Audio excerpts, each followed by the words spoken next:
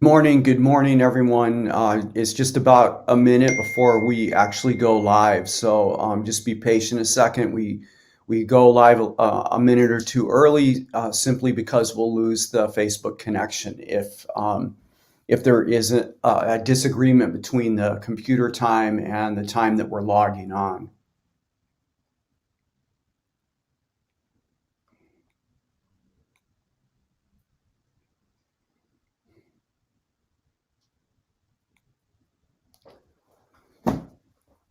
And we're waiting for the host in this show. I'm not the host today. I'm the guy who's going to be interviewed. So just be patient a second and we'll get going as soon as my daughter joins us.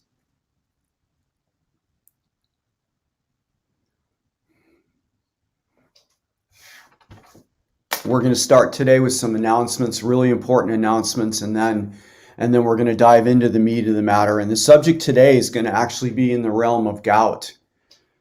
So if you're one of our followers on YouTube, and you're following the videos that I produce there on gout and gout remission, this is going to be a really important interview today, because every single day as I work in this area, we advance what we know and which allow about the gout, and then this allows us to advance more knowledge in how to put gout in remission, which I know that if you're a gout sufferer like I am, that this is a major concern. So just give us a second and we're going to get started here as soon as my daughter arrives.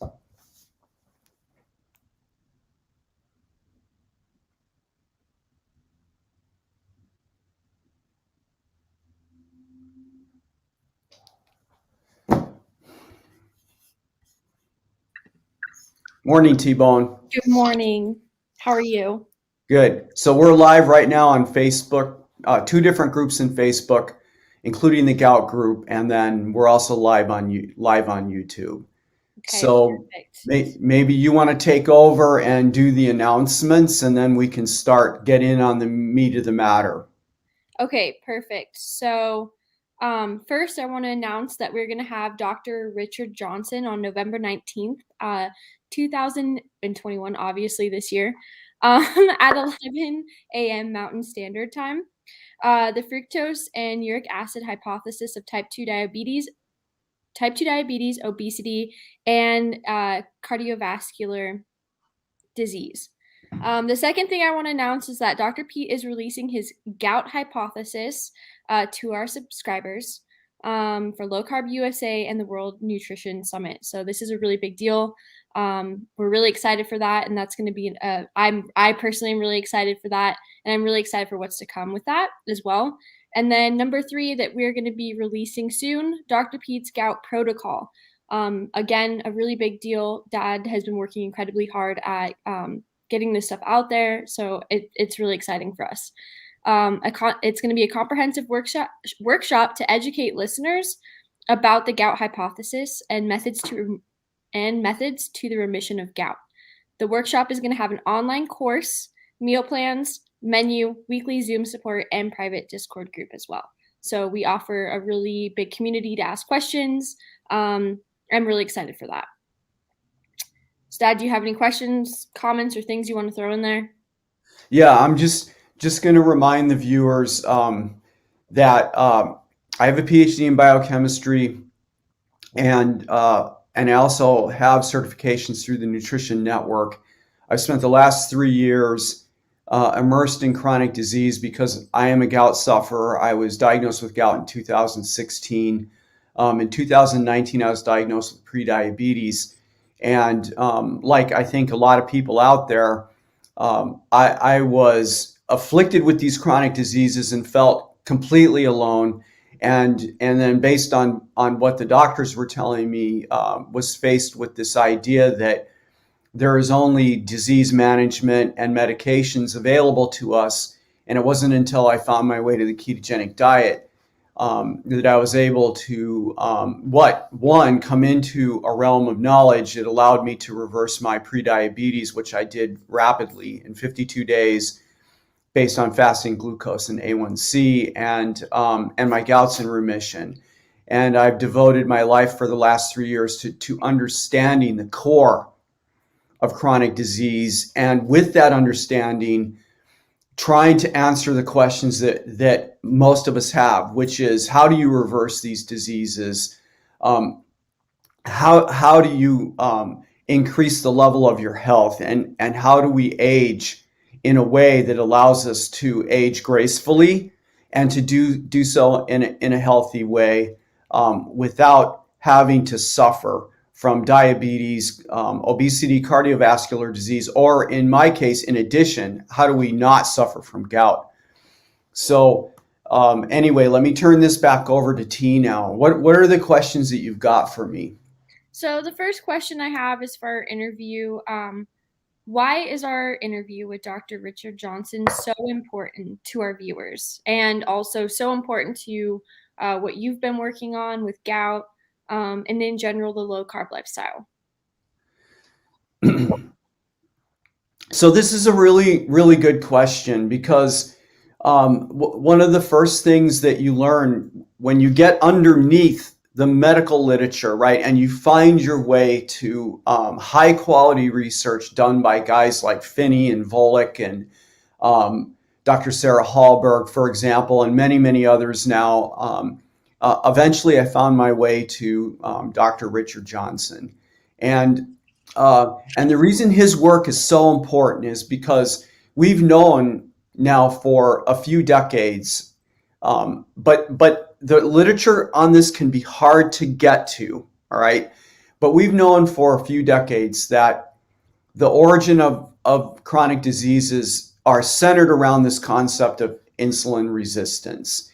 And I have struggled for the last couple of years to get underneath this idea of insulin resistance to a hypothesis that's actually simple and mechanistic and explains all of the different chronic diseases. Because if everything together, so type 2 diabetes, cardiovascular disease, the obesity epidemic, the gout, fibromyalgia, the migraine condition, if all of these things are being driven by insulin resistance, then underneath that concept, there should be something mechanistic that takes us to a core set of conditions and or molecules that explain all of these conditions together, how we get to all of it, right? I believe for a long time that this has to exist. And Richard Johnson's work is as far as I'm concerned now, with months and months of being immersed in this, he has this solution, and that is the fructose uric acid model of insulin resistance. And some would argue about his work. Well, he has a lot of data in animal studies, and he has a lot of data in human tissue culture lines and things like that. And he's got epidemiological work with humans, but he doesn't have, arguably, the clincher studies like the Virtus studies, where they actually have patients that they're reversing diabetes in, those kinds of studies. But here's my response to that. And my response to that is that the body of work that comes from his laboratory, the sheer volume of it, and then his collaborations with other laboratories represents a body of work that's just way too large. You cannot ignore his work. And the beauty of the fructose uric acid model of insulin resistance, mitochondrial dysfunction, the interruption of nitric oxide, the nitric oxide pathway that leads to endothelial function. And right, that sounds pretty Russian, but what that really says is that is like the major driving factor in cardiovascular disease. So if you got somebody walking around with stents right now, right, and they are continually suffering from the symptoms of cardiovascular disease that seem to be just getting worse. The Johnson hypothesis explains what the heck is going on. And so I don't think you can ignore it. And I think his work has allowed me to look at this other aspect of chronic disease, which is the gout condition, and actually be able to explain why we're getting it. And even right down to the location, which I hope we can get to a little bit in the interview today with you. But anyway, that's my explanation. And everyone hopefully is listening to this interview right now. Hopefully everyone will get onto the interview that we have with Johnson on the 19th. I mean, this is super important. Yes, it is. And actually, I think you brought up the fact that Johnson does focus a lot on animals. And this is just from me reading his book, is that I actually found it really, really interesting reading in his book, Fat Switches, I believe, is that in the first, I think probably a couple chapters, he actually talks about insulin resistance in animals and how it's been around for a really, really long time. And I actually think that's a really interesting correlation. So that's just something that I know, like you learn a lot about insulin resistance, not only in humans, but in animals, and how it exists and how it's still, it's insulin resistance maybe is more of like a pandemic, I guess. I don't know. Anyway. Well, it is on the standard American diet. No, you're right. It is a pandemic because the world is basically eating a standard American diet that has a tremendous amount of sugar in it, along with other things. But and the sugar is problematic because it's composed largely of fructose, and fructose is driving the fat switch that you're talking about. Mm-hmm. And you're referring basically to human evolution, and what's called the fat switch, because back in the day, let me put it this way: we were not sitting in the back of a cave putting out orders for Domino's pizza and sodas, right? No. Feeding ourselves was really, really hard work, and that went from feast to famine, right? It's like when we had food, we had it. And then we had to go get it, and sometimes it wasn't so easy. Mm-hmm. But anyway, I don't want to get off on a tangent. No, me either. But I just wanted to point it out that how he does bring it up as insulin resistance is a pandemic, and it's really interesting to read about how it evolved from in animals too. So then the second question I have is, what does science tell us about chronic disease, and how do we reverse it? So. That's a really interesting question. And it's something that I bump up against all the time. And what I mean by that is that when you're talking to people, you both, and you know what I'm getting at, we're both in different electronic forums, and we're talking to people about this stuff all the time. And there's a tendency for people to close their eyes and shake their head and go, why do we need to know about the science? Just tell us what to do, and then we're going to do it. And the problem with that viewpoint, and there's actually a couple problems with it, is firstly, if I go back to when I first went to the doctor and I was diagnosed with the gout and then the prediabetes, we take the word of the doctor in this regard of chronic disease verbatim. We assume that they know the science, and that they've done their homework, and and there's no questioning there, and there should be questioning, because and don't get me wrong, the health establishment and the doctors, they're really good at doing certain things. If I show up at an urgent care with a broken arm, I mean, that's where I want to be, because I know the arm's going to get set correctly and my arm's going to heal. But there are certain things that they don't do very well at. And one of the things that they don't do very well at is chronic disease. And a lot of that has to do with the fact that they're just not trained about nutrition in medical school. And what's worse, what nutrition they do get is Stone Age stuff.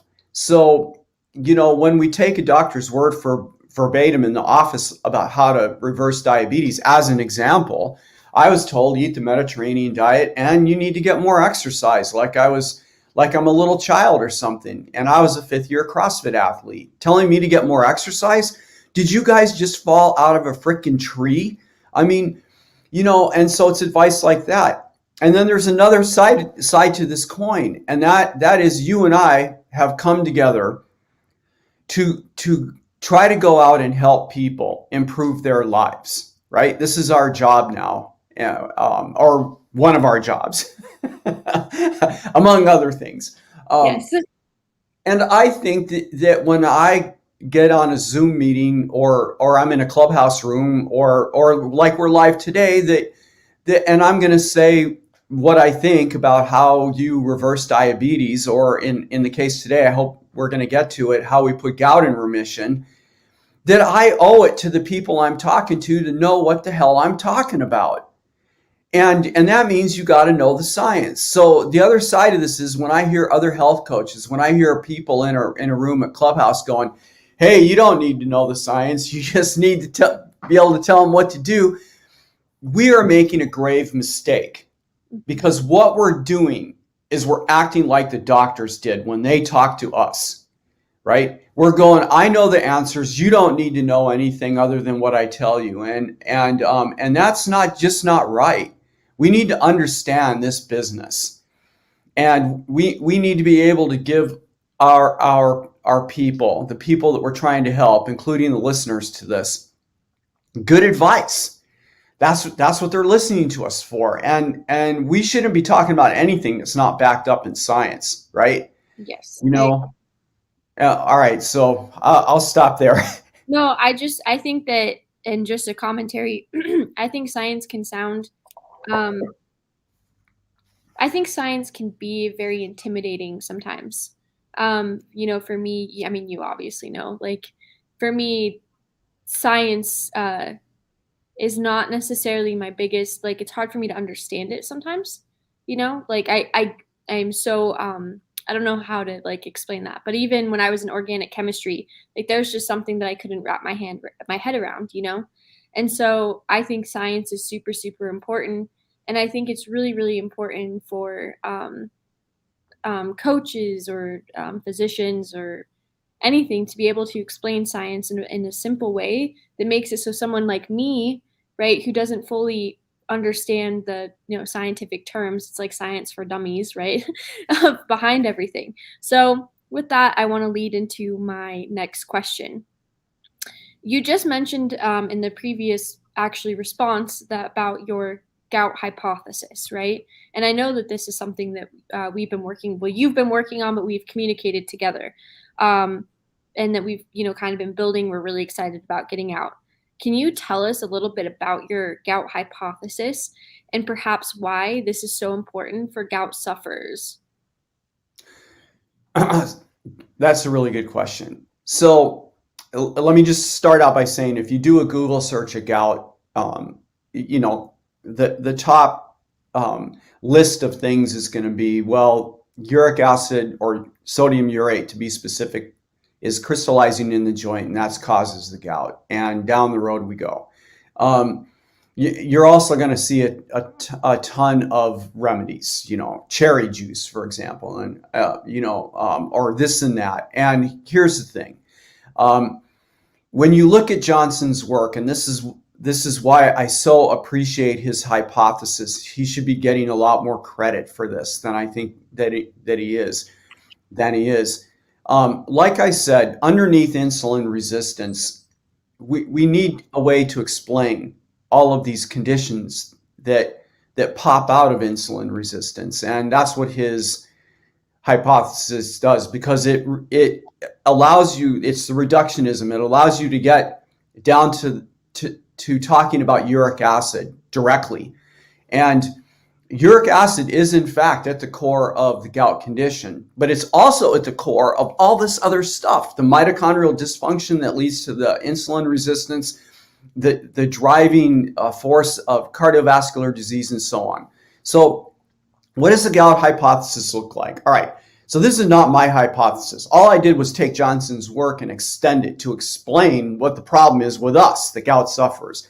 So to have a gout flare, you need three things. You need crystallization of sodium urate in the joint. Now, I'm not arguing against that. You need it. It needs to be there. But the crystallization of the uric acid, or the urate, to be more specific about it, alone is not enough.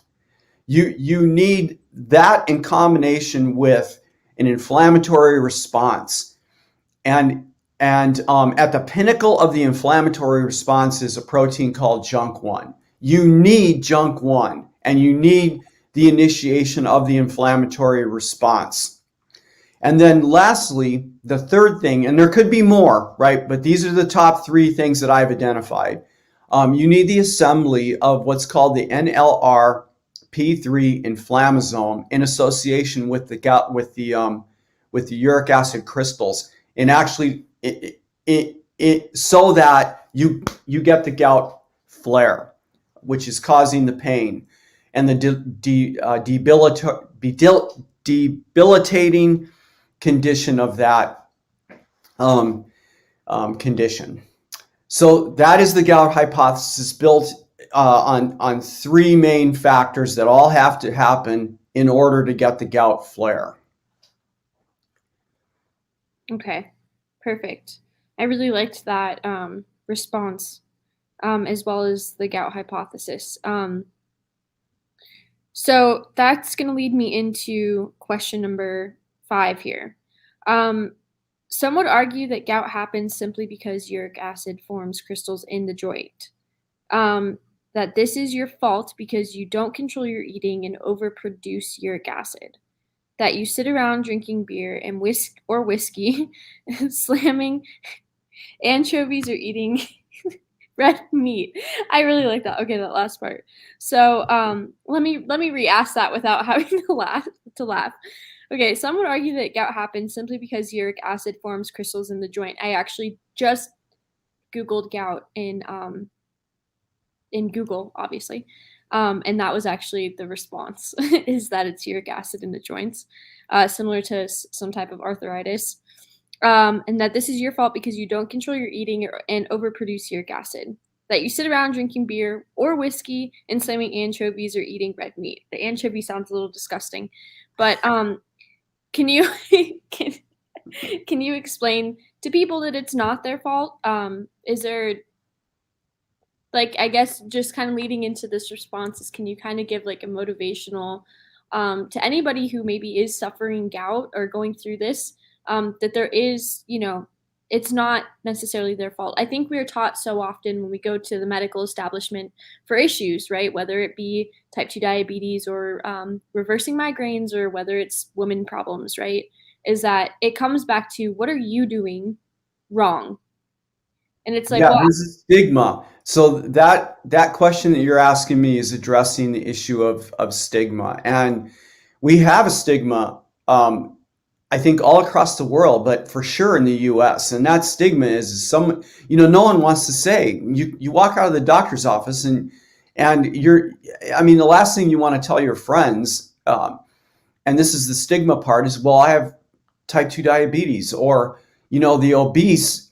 In particular, this is really an issue for people that are significantly overweight, to the point where we have a culture war over people who are overweight wanting to be in a discussion at all about the fact that they can't control their weight, because the other side, the people that are thin, and by the way, if you follow Dr. Lustig's work, he would argue that there's a higher percentage of the thin people that have metabolic disease than there are of the obese.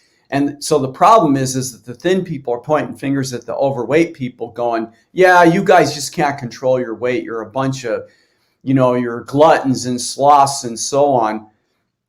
And gout, historically, turning to the gout has a significant stigma. I mean, we go back thousands of years. Gout sufferers go back thousands of years. And this was originally a disease of kings, a disease of the rich. And it really didn't come into the common population until the wealth got distributed, in industrial countries, so that the common man had access to alcohol, and to the sugar and so on that leads to the condition. So when you look at pictures of gout people, what are they? I mean, they're depicted as being these people that are severely overweight. In one hand, they have a bag of fast food. In the other they have a cup of soda. And it's not as if somebody who is suffering from gout, obesity, and type 2 diabetes, which is possible to have all in the same person, because the gout is connected at the core by metabolic syndrome. That's the thing. It's being driven by a central thing. It's not that there are people that have eating disorders, but we have to get to the and ask the core question, why? Why are they suffering like that? And for most of us, like when I walked out of the office with a diagnosis of gout, I'm going, how did I get here? How did this happen to me? You know? And just for the viewers too, that's like that yeah, was painful. that is actually a pretty serious picture of somebody. Did that? My toe didn't look as bad as that when I was diagnosed with gout, but there was a big hot red knob, and you're raising. I'm glad you interrupted me, because when you go into a doctor's office with something, yeah, that's what mine looked like. So when you go into a doctor's office and you present that, they're going to ask you, what is the pain on a scale of 1 to 10? And a gout sufferer is going to go 10. It's clear cut. That's what I said. That looks like a 10. It's a freaking 10. You know? So it's really debilitating, and you feel shameful. That's the thing. Let's get to the core of this. People that get diagnosed with chronic diseases, whether it's gout or not, they feel shameful. And I know about this because I felt shameful both times. And when I was diagnosed with prediabetes, I'm like, what am I doing wrong? I was a 5th-year CrossFit athlete, for God's sakes. I'm eating out. And I thought I was eating healthily. And that's the other thing. Most of these guys think they're eating healthily. So, that's a really, really big issue. Well, yeah, I mean, even when, you told me that you were pre-diabetic, I know that for me, that was pretty shocking because,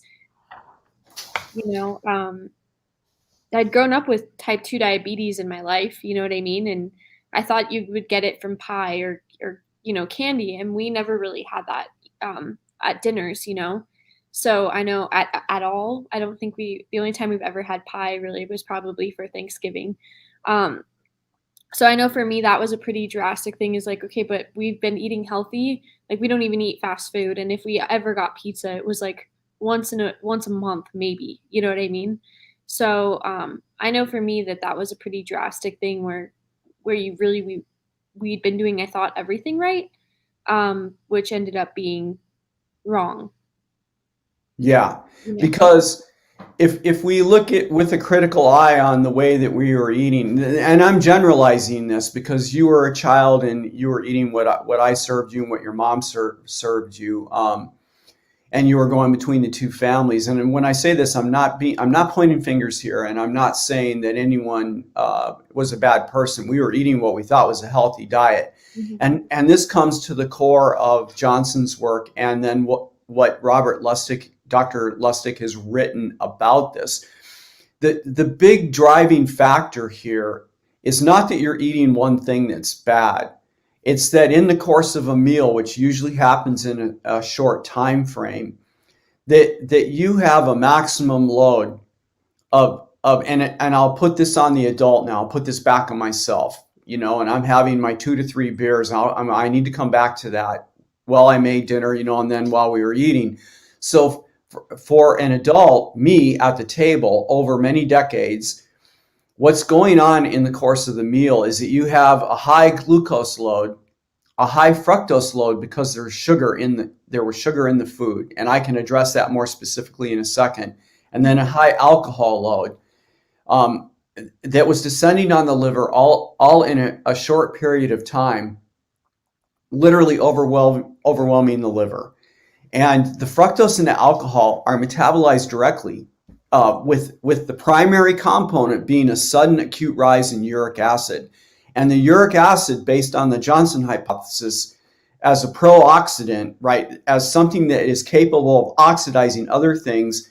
It has this acute rise within a liver cell in a confined environment, and it is interacting with the cellular components, the main thing being the mitochondria, and that's generating the dysfunction. So for someone like me, when I was diagnosed with gout, I was in my very late 50s. I've been eating that way, right? Think about it. I've been eating that way for almost 6 decades.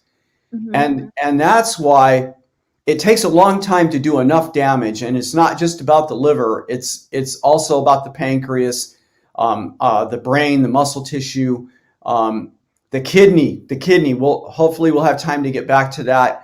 And that's where the origin of the diabetes, the obesity, and so the adipocytes, right, the fat tissue, all of these things are being hammered on every day.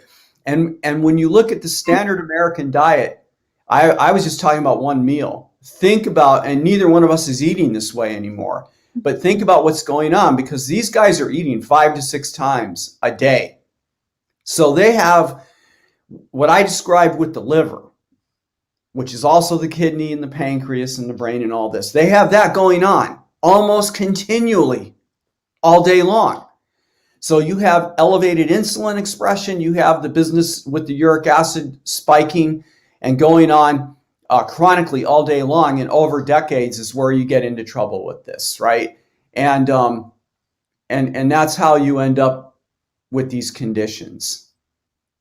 So I think that kind of answers my next question, which is, why do some people have chronic uric acid? But I thought maybe you could give a little bit more, like, why is it that some people have high uric acid and others don't? Does that have to do with them being more predispositioned for insulin resistance compared to? That's You're raising this is a great question, because and you and I have dealt with this when we talk to people and in rooms, right? And even in our extended family, because there's a lot of people that are going to go, well, maybe you have a gene for diabetes, or you have the gene for gout. That's what the problem is, and it's not something that's ever going to happen to me. And so here's the thing, number one, your genetics in a human are not singular, being driven by single genes. We have gene families, and those gene families, and when I say gene family, I mean many genes, Mm-hmm. and how they're operating are heavily influenced by the environment. And what do I mean by environment? You're going to have some people that hear that and go, all right, Dr. Pete, I don't spend every day out in the woods like you. So what do you mean by environment? I mean the food environment. You're eating 5 or 6 times a day, and you're putting a collection of macro molecules into your mouth. And those are going to be glucose and fructose predominantly. And you're eating way more sugar than you think. That's the other thing, right? Everyone's really defensive. I don't eat sugar. And when they say that, they're mainly thinking about things like taking a big fatty teaspoon of table sugar and putting that in their coffee. And because they're not doing that, they're like, I'm not eating sugar. Well, I got news for you. And I know that you've had this experience. Everyone that we've talked to and that we interact with is eating way more sugar than they think. It's everywhere in the food that they're eating. Well, So and they're doing. I Go even ahead. to just bring that back to, pie and candy, for example, is that even just having there's sugar in everything, even if it could be something that's organic, or even the amount of sugar, like natural sugars that are in, I'm going to use like fruits for pie, Yeah, everything's processed. Mm-hmm. Essentially, anything that you pull off a shelf in a supermarket that's coming out of a package. And our government has allowed the food processors to rename sugar. Mm-hmm. And, the sugar component in food has at least 100 different names. People can Google that and they can look it up themselves. And so even if you look at the ingredient list, unless you're familiar, I'm lucky, I'm a biochemist, unless you're familiar with the different names, you're not even going to pick it up, because these guys they're very smart. They've stopped putting the obvious names of sugar on the labels, because they know people are turning packages around now, people that have listened to talks like ours, and they won't recognize that it's in there, right? But there's something really important here we need to come back to that you asked me about. So when somebody eats a standard American meal, they're going to have at minimum, even, and some people will argue to me, all right, well, I don't need to drink alcohol, so I don't need to pay attention to this conversation. Yes, you do. Because most likely what you're eating is going to have a high glucose load in it, plus a high fructose load, because glucose and fructose are the major components of quote unquote sugar, period.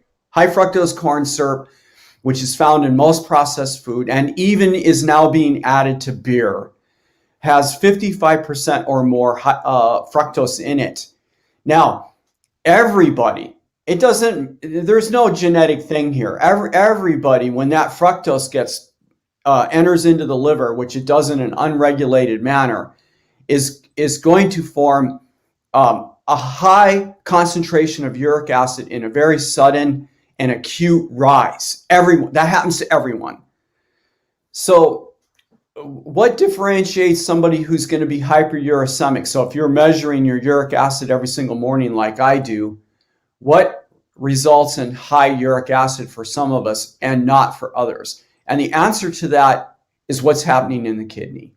Because what we're talking about right now with the liver, for the most part, to a large degree, is happening with all your other organ systems. Most all of them are going to process fructose. So you have high uric acid being produced in a sudden acute rise. Now in the kidney, we have this section that is called the proximal tube. And the proximal tubule cells produce uric acid because they metabolize the fructose just like the liver. And the uric acid in its rise within the proximal tubule in some of us is doing kidney damage there. And as a result, our kidney becomes less effective at excreting uric acid, so it backs up in our circulatory system. And one of the findings is that if somebody's drinking alcohol on a regular basis, like let's say for 2 or 3 days in a row they have alcohol with dinner, their fasting uric acid is going to rise. The question is, will it come back down to normal? Now, for someone like me, and I'm going to be very candid about this, who had a beer habit, right? 6 decades of drinking 2 to 3 beers every single freaking day. And some days I went more than that, like maybe on a particular stressful day at work, maybe I had 4. My uric acid ran high because, and this is a hypothesis, it's an explanation and it's a guess, but I'm guessing that I've done proximal tubule damage to the point where my uric acid is chronically going to be elevated. So that's what's going on in my view with the people that have hyperuricemia. They've got proximal tubule damage. They're most likely always going to run high uric acid, and because of that, we're going to be more susceptible to a gout flare than someone who's running low, or in what's considered the normal range. But let me stop there and see if you've got more questions, or if something came up while I was doing all that talking. So oh my gosh, I forgot. Is there feedback? There was some kind of beep somewhere in my house, and I'm trying to ignore it. Okay. My boss was texting me. Anyway, so that brings me to my question of, do you think the low carb lifestyle, I'm going to use, I actually don't like to use the term ketogenic. I like to use the term low carb. That's but fine with me. Okay, so do you think the low carb lifestyle is a solution to the gout condition? And I'm going to actually combine 2 questions in here, because we're talking about the solution to the gout condition, right? And then my second question off of that is, once you are in remission from gout, does that mean you will ever have a gout flare up? And the reason I'm combining these 2 questions is because if the low carb lifestyle is a solution to gout remission, right? if Yeah. you get off of or stop doing the low carb lifestyle, could that potentially, it's not, what I mean by this is the low carb lifestyle is a lifestyle change, right? If you stick to the low carb lifestyle, you can go into gout remission. But is it possible that you will ever have another flare up? And if you do have another flare up, is that because you're putting more high carb back into your life? Does that make sense? Yes, and you're asking a really good question. So let me just very quickly address moving to a low carb lifestyle to put gout in remission. The answer is, yeah, it's a really good decision to make. And the reason it is because, and there are two main reasons. So let me just cut to it. The first is in the low carb lifestyle, because we lower the carbs and we lower the insulin expression, we end up producing ketones. And one of the key molecules in there is the beta hydroxybutyrate. And recently in the literature, it was shown unequivocally in a very well done study, peer reviewed, that the beta hydroxybutyrate directly inhibits formation of the NLRP3 inflammasome. So eating the low carb lifestyle directly inhibits the ability to have a gout flare. Now, the other thing that we need to talk about here, and I meant to flip this, I meant to talk about this first, is that the low carb lifestyle necessarily also inhibits systemic inflammation with formation of JNK1. And since we're bringing systemic inflammation down, we're also lowering the production of this protein called JNK1. And JNK1 is required to form or assemble the NLRP3 inflammasome. So we actually have two things that happen to our advantage if by going on the low carb lifestyle as a gout sufferer. We lower systemic inflammation, so we bring down JNK1. Without JNK1, you can't form the NLRP3 inflammasome, and we directly produce beta hydroxybutyrate, which has been shown directly to stop the formation of the NLRP3 inflammasome. So basically, we're blocking the gout flare. Now, are there caveats with this? With this lifestyle, and yeah, there's a couple of them. Remember that most of us who are gout sufferers, or at least a lot of us, there are young people this happens to too, and maybe their situation is slightly different. But for those of us that are older, we've been eating this way for decades. So when we switch to the low carb lifestyle, there are certain consequences to that, and one of them is that we become more sensitive to things. And I think this is a lot. I think the gout situation, putting it in remission, to cut this short, is a lot like the migraine condition. I mean, I'm not saying the two things are linked. I'm not saying that in any way at all. They're not linked as conditions, right? But they arise because of the same metabolic dysfunction. And Angela Stanton would say to somebody that says, "Oh my God, I got a migraine and I've been doing low carb for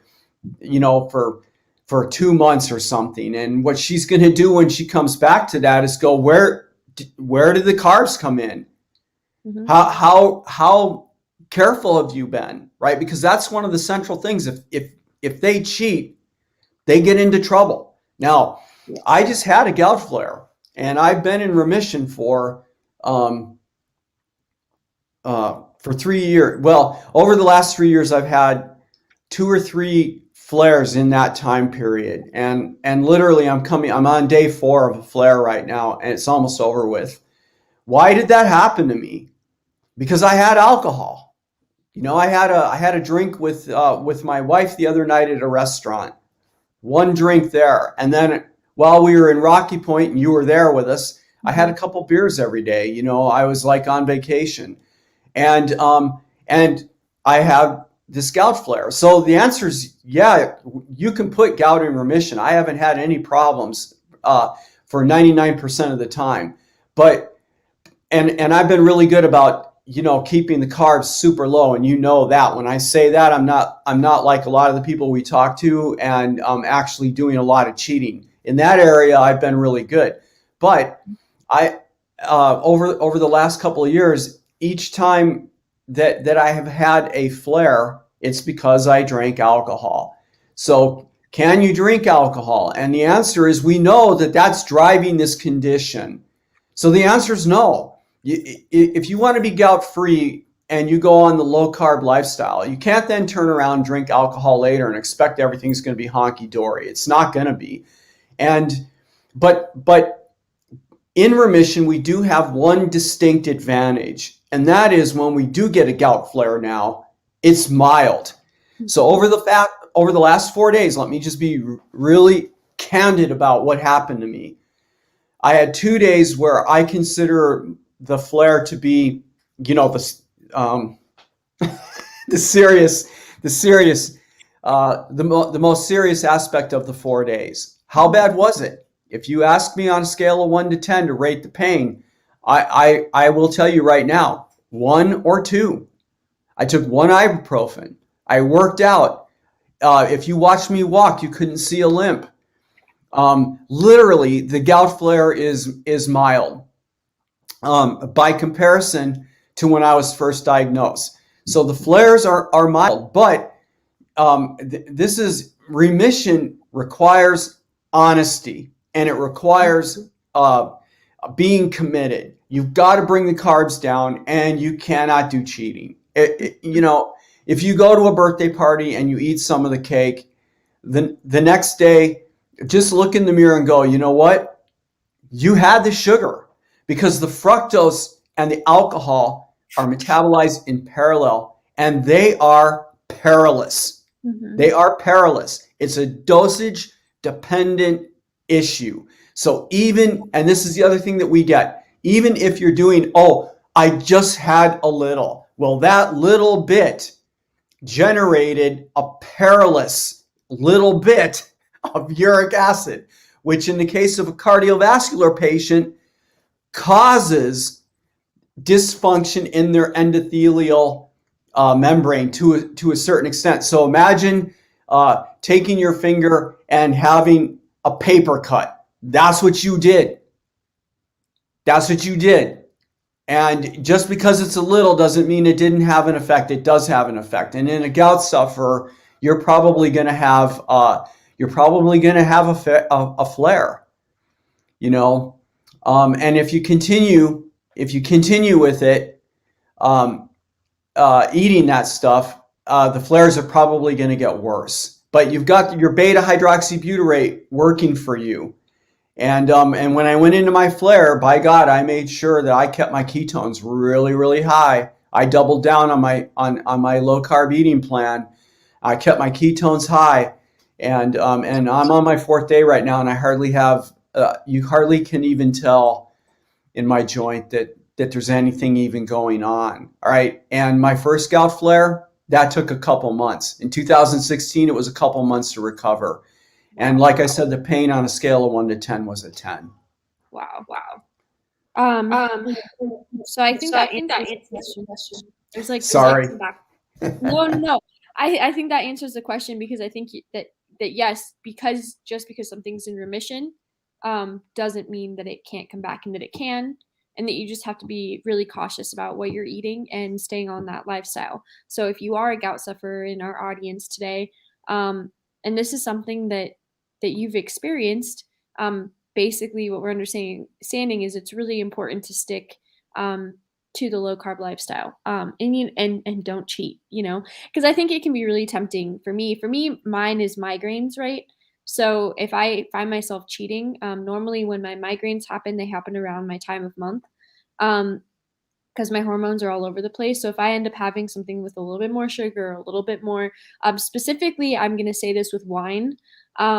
I have a massive effect when I drink wine around my time of month, and how that could affect my migraines, because wine technically, unless it's a no sugar wine, whatever, is made with sugar. So that is something that I've had to be very cautious about.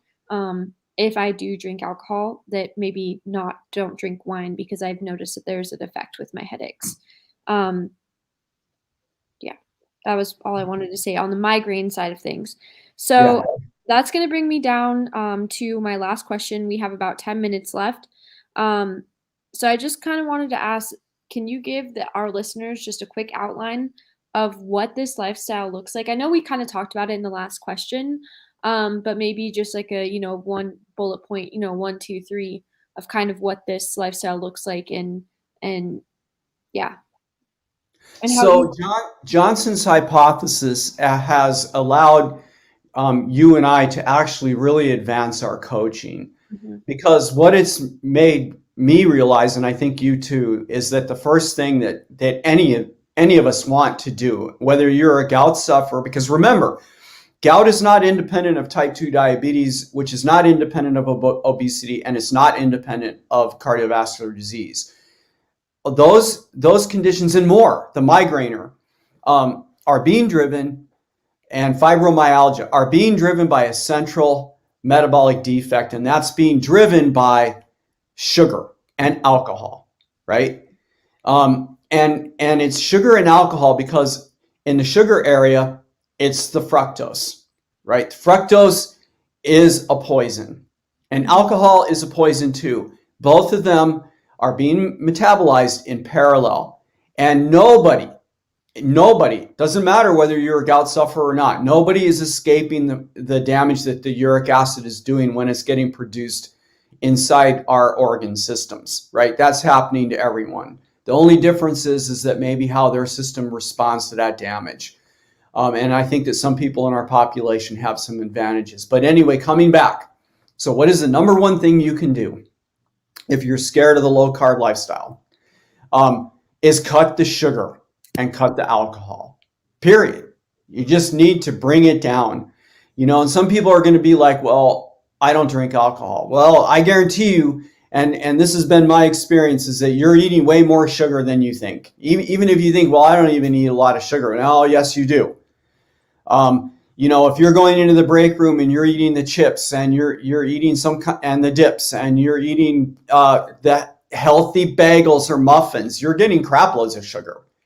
So the first thing is that you need to educate yourself about the sugar or the high fructose corn syrup, the agave syrup. Oh my God, agave is like 80% fructose, period. Oh my God. And just a little, no, you just fell down and you scraped your hand. That's what you did when you ate it. And if that's in your systems, period. That happened in your system. Now it has to be repaired. All right. So get rid of the sugar. If you're serious about eating a better lifestyle, let's say that you're in your age group, right? And you haven't had the experiences that you so far have had with the migraines and the hormonal disruption, and you think, I'm healthy, I don't need to worry about this stuff. Really smart thing to do would be to cut down on the carbs, and you could start by just getting rid of the sugar out of your life. Just stop with it. Educate yourself about those foods, and then like Dr. Lustig says, and you can listen to a lot of his stuff on YouTube, stop eating dessert every day. Stop eating dessert every day. And a dessert is going to be anything that's got sugar in the ingredient list. Just stop with it. And as you approach through your life getting to be 60 years old, you're going to thank yourself for that. Now, if you have conditions, the main thing is going low carb means you've got to cut into the carbohydrates. You really have to bring them down. So you've gotten rid of the sugars and the alcohol. Now you're going to start cutting into the amount of carbs that you eat. And that requires some education or whatever about what this lifestyle is. And then if you're really serious about it, there are some other detail-oriented things, making sure to keep the salt up, meal timing. When you go into the low-carb lifestyle, you're going to have the need to eat less, which is really a good thing. I only eat 2 meals a day pretty much. If I'm working out really hard, like I do quite often, sometimes I will have a mid-afternoon protein-oriented snack, and at risk of not mentioning this, we are eating real food. We're eating real food. Real whole food too, I think. Real whole food. We're not eating out of a box. So anyway, let me stop with that. I see we have a question.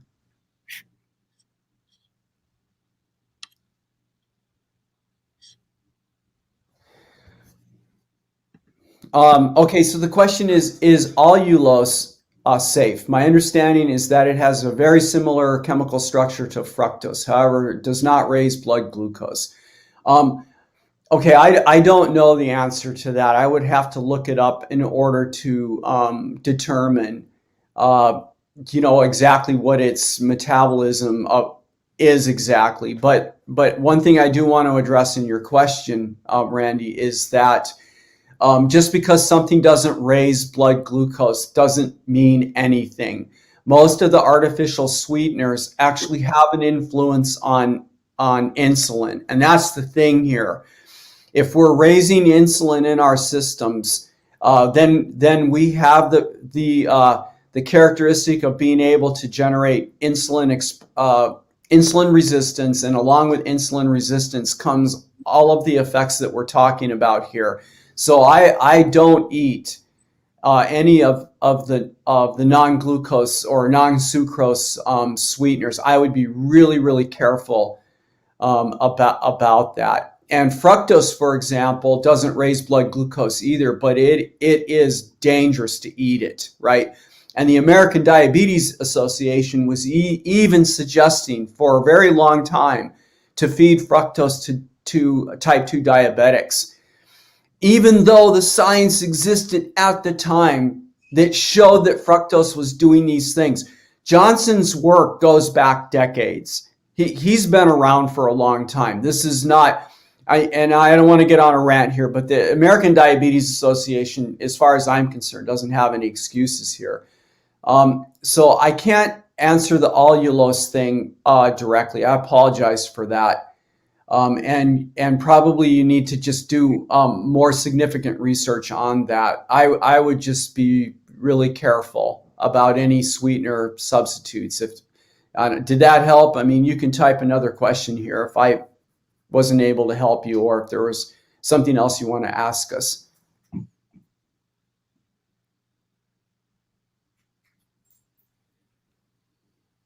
And I think just to kind of recap from the quick outline, I think that there's a lot of resources out there for individuals that are suffering from gout, type 2 diabetes, migraines, anything really. And the one thing that we do offer is we offer a lot of support as well as online courses, and a lot of one-on-one coaching with actually Dr. Pete. They can help put your gout into remission, as well as having a coach that's going to help guide you daily. So I think some initial steps that our listeners can take if they are looking into gout remission is first look at your daily habits. What are you doing every single day that could affect gout, right? What do you drink? Do you drink are you drinking soda, which we found is a really big common drink that people have every day? What are the steps that you're taking, right, in your everyday life? Just looking at your habits, right? We always recommend that when you're starting this lifestyle choice for gout, for chronic illness, is that you do a closet clean out, and you have to get rid of that stuff that you initially have a really hard time, like that stuff that's like a connection, right? Mine was chocolate. I had to get rid of chocolate, and I had a really hard time getting rid of that. I had a really hard time, being able to, at least when I first started, to accept that I'm not going to have a little, piece of chocolate before I go to bed anymore.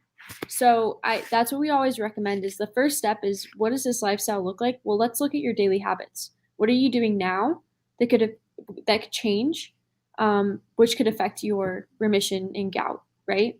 And then not only that, but look at your resources. I mean, you have an incredible resources online. You have an incredible resource sitting right here that could definitely help you through this journey, as he's helped himself and done it himself, as well as helped other clients. So I just wanted to follow up with that, and then also set a reminder that on November 19th, we are going to be interviewing, and that's going to be a really important Dr. Richard Johnson. Yeah. Sorry, I forgot to say that part. But we're interviewing Dr. That's like the most important part. We're interviewing Dr. Richard Johnson, and that's an incredibly important part because he is fundamental in the development of this lifestyle, as well as. And if you haven't read his book, you should. Fat Switches, because he does. What I really like is he correlates a lot to evolution. Where we were years ago versus where we are now. Anyway, so that's kind of what I wanted to say. Do we have any other questions? Randy Pullen says studies show that allulose is not metabolized in the body. Very interesting studies out there. I'm gonna back Randy up and go and do some research on that. The one thing that I thought about, if it doesn't pass the intestinal system and come into our blood system, right? Then the one question I would have would be the microbiome. And I'm wondering about that. He's probably listening to this right now, because the microbiome, we've learned, has a massive amount to do with this business, right? Because there's trillions and trillions of bacteria in our intestinal system, and they are, as Dr. Lustig says, if we're not feeding them, they're feeding on us. So I would ask questions about that. The other thing too, and I want to point this out, is that Dr. Lustig and Dr. Richard Johnson are not advocates that the low carb is the only thing that you should be eating. And you and I just addressed this, but I know we're going to close out, and I want to make sure to say this to our viewers. The big thing is eating real food, real whole food. Buying food that looks like food, cutting it up and cooking it, right? And not eating out of packages.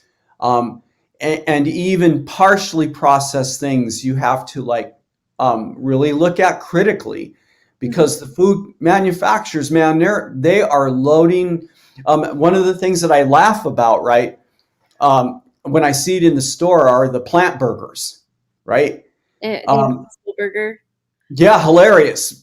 Just pick the package up and turn it around and look at the ingredient list, right? There's not a darn thing whole food about that stuff. This is the ultimate processed food that's out there now, where the entire thing has been completely manufactured. That's just an example. So the real food issue is a big one. And that's why I always say, you're on the edge of some chronic stuff, first thing to do is go real, right? Start eating real food, get the sugar out of your life, and that takes some education. Like a closet, a pantry clean out would be a very good, I think, way to describe that, is really look at again, going back to what are your daily habits? What do you eat right now? What's in your cupboard? Turn the packages over. Honestly, look at the shit that's in them. Right. And get rid of it. If it's not, go get Whole Foods. Start there. That's where I would start. And with that, we should finish. What? And with that, we should finish. All right. Well, again, friendly reminder, we are, not that I want to dig it into the hit, whatever it is, whatever the phrase is, but we are interviewing Dr. Richard Johnson on November 19th at 11 a.m. Mountain Standard Time. We want to see you all there. Feel free to come with some questions. We want to bring we want to come really prepared for him. So we're really excited. We're really looking forward to that. And of course, you can find us on Instagram at ketonicrevolution, as well as go check out our website at makesme-healthy.com. And we have some really awesome things in the works with Dad's Gout Hypothesis. He's actually giving a couple speeches coming up here, right, in January, Low Carb USA and Nutrition Networks. We have so many awesome things happening for us. So I want to say thank you to everyone who's joined us today, and I hope you all have a wonderful Friday. And do the pantry clean out. Go get rid of the shit. All right. Okay, thank you, everybody. All right, bye.